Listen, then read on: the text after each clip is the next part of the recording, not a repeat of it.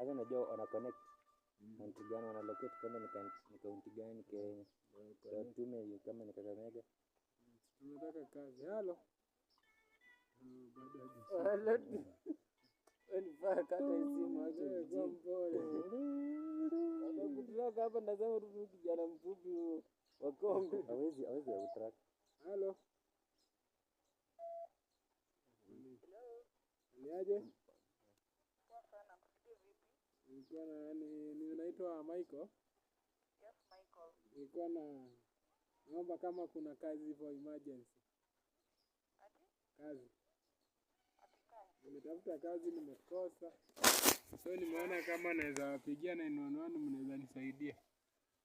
Sasa hiyo sisi tunadili na emergencies eh? Hii yangu ni emergency. Sina kazi.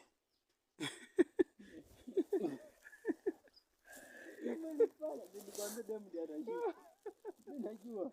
Ni burugwai. Kumbe ushaijaribu. Nimeipiga mara mingi. Kwa hiyo good drug nasema hata mzee. Bwana katululu. Anapiga kwani hiko ni waki good drug naambia mnipesa kazi mjirete. Hatupige tena. Na emergency. Pige tena. Kama ni mwanaume atakutusi. Nipige tena. Hata kishika. Usingemuuliza hata ako wapi, ako police station gani. Wewe ni fala tu. Hayo kwani. Hata 911 nafikiria watakuja saa hii. Usikii wanakuanga wapi? Unaona ukishafika Kakamega. Huduma Center kando tu yake hapa.